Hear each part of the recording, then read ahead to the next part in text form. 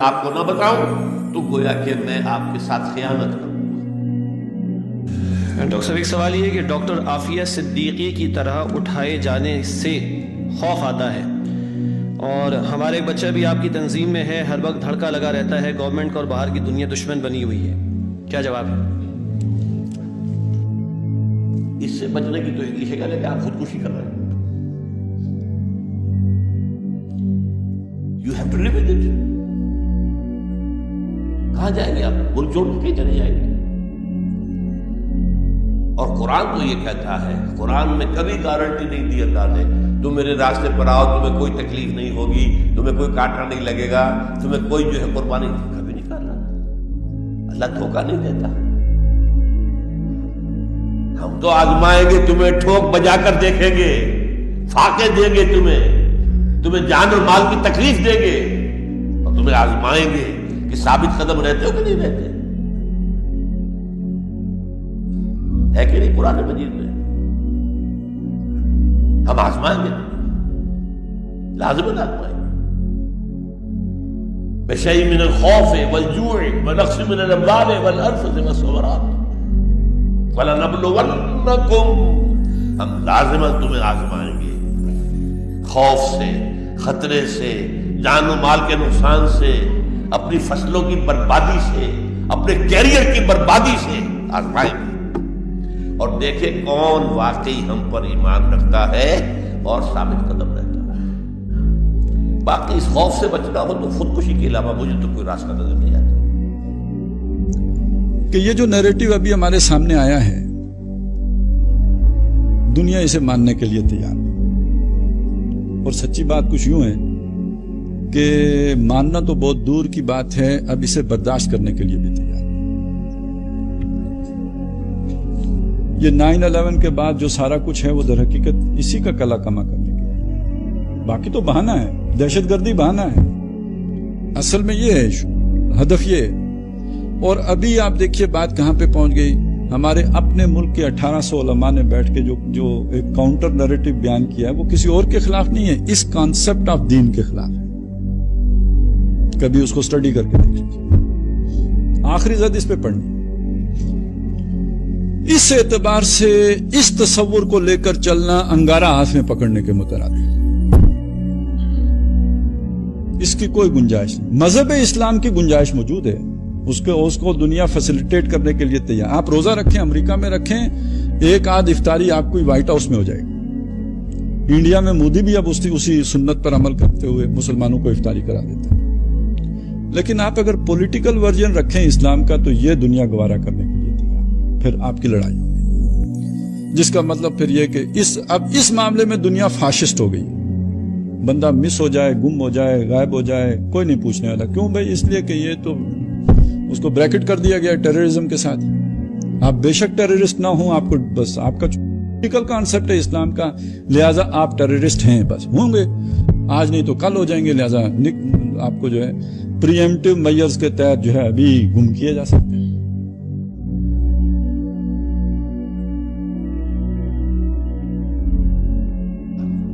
آس توڑ دیجیے، نہیں ہوگا، کچھ نہیں ہوگا، لیکن ہمیں جو کچھ کرنا ہے اپنے احساس فرض کے تحت۔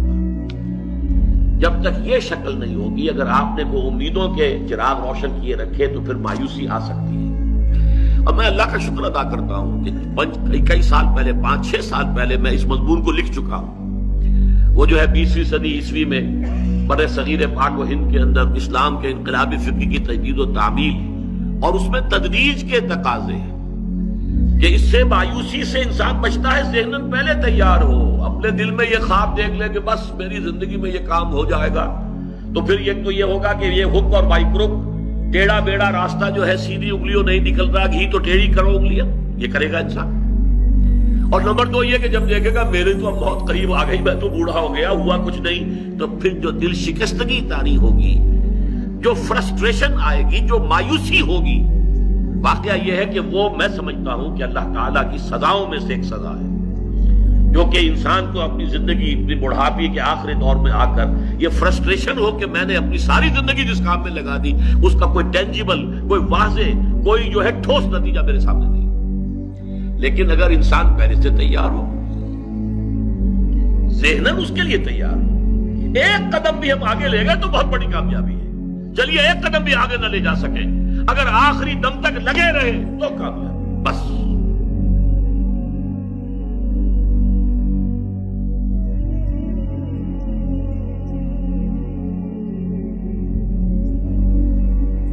وہ منکر کا حکم دیتے ہیں اور نیکی سے روکتے ہیں، جبکہ اہل ایمان کا کیا آیا؟ یامرون بالمعروف وینہون عن المنکر والمؤمنون والمؤمنات بعضهم اولیاء بعض یامرون بالمعروف وینہون عن المنکر. یہاں جو قابل غور بات ہے وہ یہ ہے کہ یہ منکر کون سا تھا جس کا وہ حکم دیتے تھے؟ وہ معروف کون سا تھا جس سے وہ روکتے تھے؟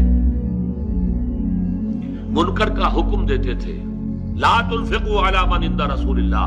ظاہر بات ہے وہ زنا کا حکم تو نہیں دیتے تھے ایک دوسرے کو، چوری کا مشورہ تو نہیں دیتے تھے، ڈاکے کا مشورہ تو نہیں دیتے تھے، یہ مشورہ تو نہیں دیتے تھے. یہاں کون سا منکر ہے، کون سا معروف ہے؟ روکتے تھے اللہ کے دین کی جد و جہد سے.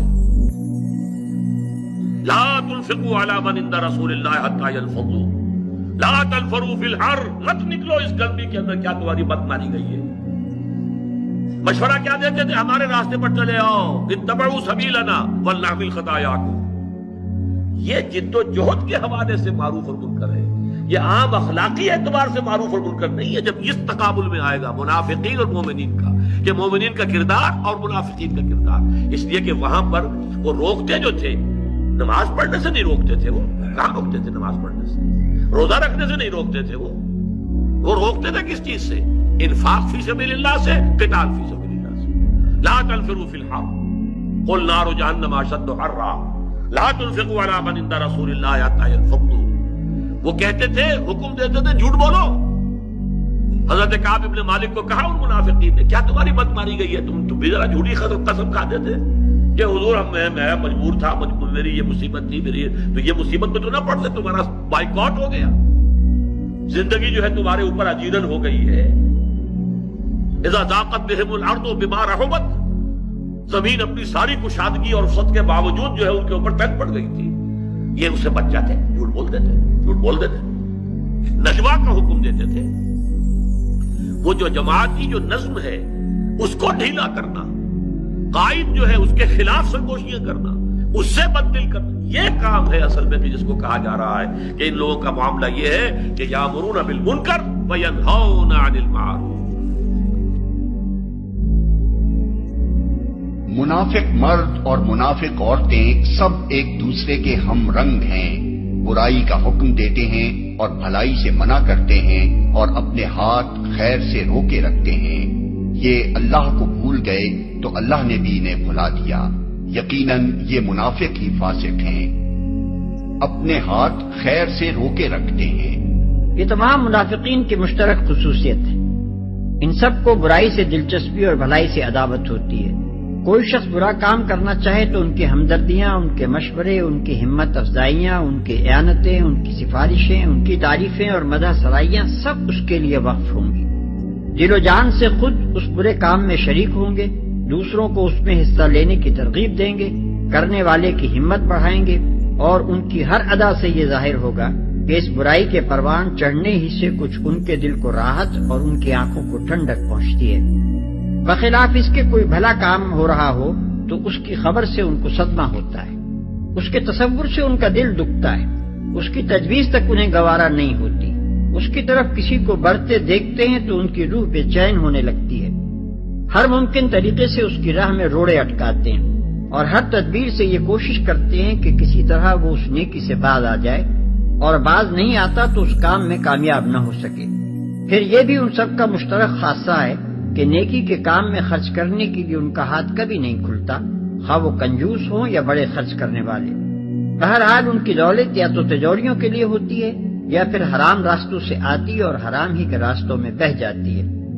بدی کے لیے چاہے وہ اپنے وقت کے قارون ہوں، مگر نیکی کے لیے ان سے زیادہ مفلس کوئی نہیں ہوتا. وَلَنَبْلُوَنَّكُمْ بِشَيْءٍ مِّنَ الْخَوْفِ وَالْجُوعِ. اب یہ ہے کہ پہلے سے دکھا دیا، اللہ تعالیٰ دھوکہ نہیں دینا چاہتا. دیکھ لو جس راہ میں قدم رکھا ہے، اب آزمائشیں آئیں گی، تکلیفیں آئیں گی، رشتہ دار ناراض ہوں گے، بیوی شوہر سے لڑے گی، شوہر بیوی سے لڑے گا، اولاد والدین سے جدا ہوگی، یہ سب کچھ ہوگا، فساد ہوگا، فتور ہوگا، تصادم ہوگا، جان و مال کا نقصان ہوگا۔ وَلَنَبْلُوَنَّكُمْ، ہم لازماً آزمائیں گے تمہیں بِشَيْءٍ مِّنَ الْخَوْفِ، خوف کی کیفیت سے، وَالْجُوعِ، بھوک، فاقے، کیسے کیسے فاقے آئے، کیا ہوا ہے غزوہ احزاب میں، کیا ہوا ہے جو اس سے بعد جو جیش العسرہ ہے، تو تبوک کی جنگ ہے، وَنَقْصٍ مِّنَ الْأَمْوَالِ وَالْأَنفُسِ وَالثَّمَرَاتِ، اور نقصانات ہوں گے مالی بھی جانی بھی، اور ثمرات۔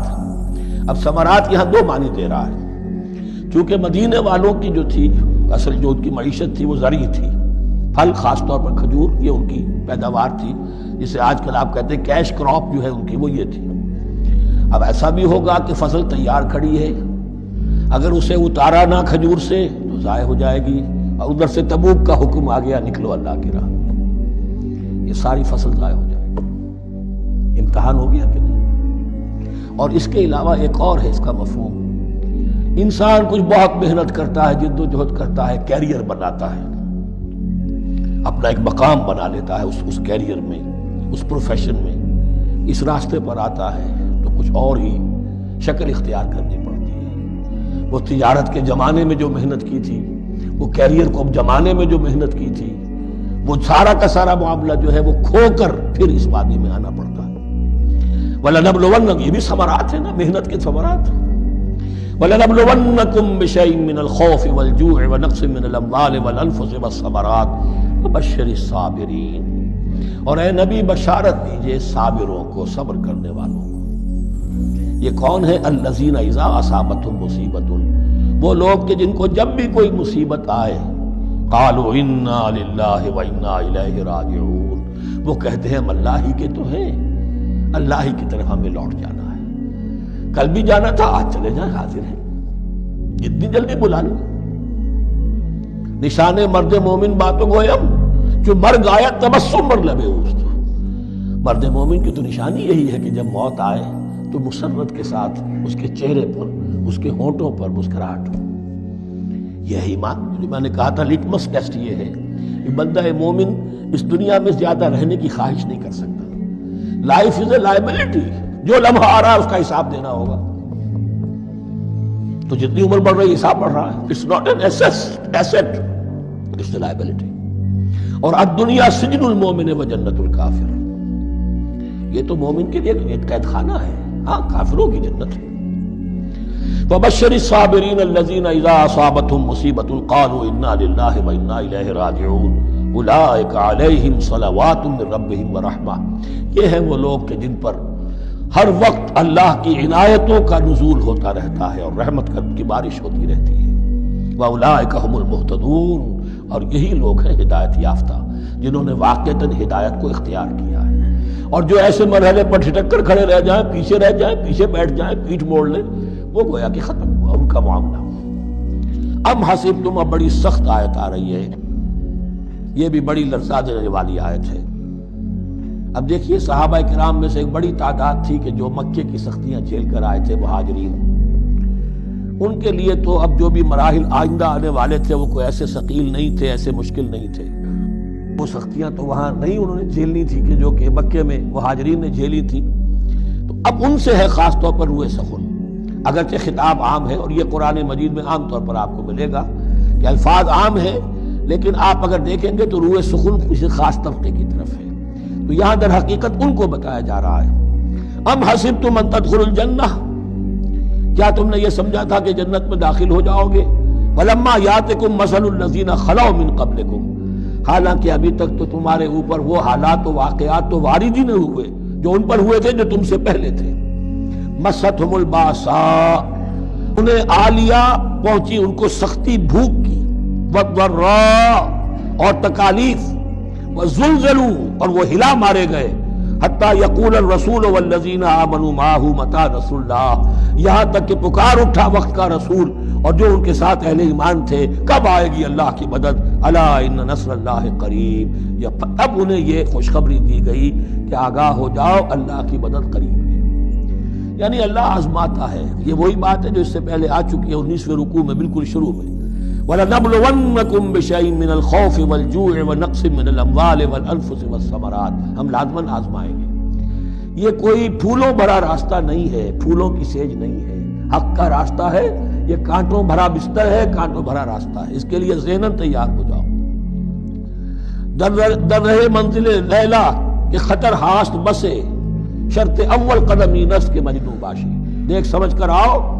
ام حسبتم ان تدخلوا الجنة ولما يأتكم مثل الذين خلوا من قبلكم مستهم البأساء والضراء وزلزلوا حتى يقول الرسول والذين آمنوا معه متى نصر الله ألا إن نصر الله قريب۔ یہ آیت پھر مسلمانوں کو، صحابہ کرام کو سورہ صف میں یہ خوشخبری سنائی گئی جبکہ غزوہ احزاب واقع ہو چکا تھا اور شدید ترین امتحان سے محمد الرسول اللہ اور ان کے صحابہ گزر چکے تھے کامیابی کے ساتھ، تب انہیں خوشخبری دی گئی ہے۔ سورہ صف اس وقت نازل ہوئی ہے، وَأُخْرَىٰ تُحِبُّونَهَا نَصْرٌ مِّنَ اللَّهِ وَفَتْحٌ قَرِيبٌ۔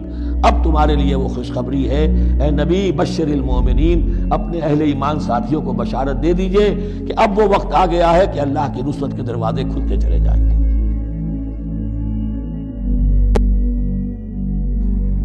زی ہمراہ میں سست عناصر دلم گرفت، شعر خدا اور رستم دستان مارزوست۔ اب یہ شعر ہماری تحریک کے اوپر اس وقت جو تیسرا میرا پوائنٹ ہے اس کے اوپر پوری طرح راست آئے گا۔ زی ہمراہ نے سست عناصر، ہمارے ہاں بھی جیسا کہ میں نے عرض کیا تھا کہ سست ہیں، کم کوش تو ہیں، بے ذوق نہیں راہی، کم کوش تو ہیں لیکن بے ذوق نہیں راہی، وہی بات ہے۔ زی ہمراہان سست عناصر دلم گرفت، یہ جو میرے ساتھی ہیں کہ جو سست ہیں، جن میں کسل ہے، جن میں کم ہمتی ہے، جو محنت سے جی چرا رہے ہیں، میرا دل جو ہے ان کی وجہ سے میرا دل پکڑا گیا ہے، مجھ پر مایوسی کی کیفیت ہو گئی ہے۔ شیر خدا و رستم دستان مارزوست، میں چاہتا کوئی اللہ کا شیر بھی تو میدان میں آئے، یہ سست عناصر ہی تو نہ رہ جائیں، کوئی وہ جو لیجنڈری شخصیت ہے رستم کی، جو روایتی شخصیت ہے، کوئی اس کا مصداق بھی تو سامنے آئے۔ اب یہ کہتے ہیں شاہ مولانا جلال الدین رومی، گفتم، میں نے یہ کہا اس شعر سے، گفتم کہ یافت می نشبت دستہ ماں، کہ حضرت آپ جس کو تلاش کر رہے ہیں وہ آپ کو ملنے والی شے نہیں ہے، ہم نے بہت زندگی گزار لی ہے، ہمیں کوئی نہیں ملا آج تک۔ وہ شیر خدا اور رستم دستانم کی آرزو اور انسانم آرزو یہ دلوں میں پالتے رہیے، یہ ملنے والی شے نہیں ہے، ناممکن ہے۔ گفت آن کے یافت می نشبت آنم آرزوست، اس نے کہا کہ میں اسی چیز کی تو آرزو کو پالے ہوئے ہوں جو نہیں ملے گی مجھے، لیکن آرزو تو ہے، اسے تو پال سکتا ہوں۔ بالکل اسی طریقے سے سمجھیے کہ اس توقع سے اپنے ذہن کو، اپنے قلب کو فارغ کر لیجئے کہ اس کا کوئی نتیجہ بہت بڑا، کوئی واضح، کوئی کامیابی، کوئی پھریرے اڑاتے ہوئے ہم کہیں پر جو ہے کامیابی کے پرچم لہراتے ہوئے کہیں داخل ہوں، نہیں، نکال دیجئے۔ جو کچھ ہمیں کرنا ہے محض اپنے فرض کی ادائیگی کے لیے۔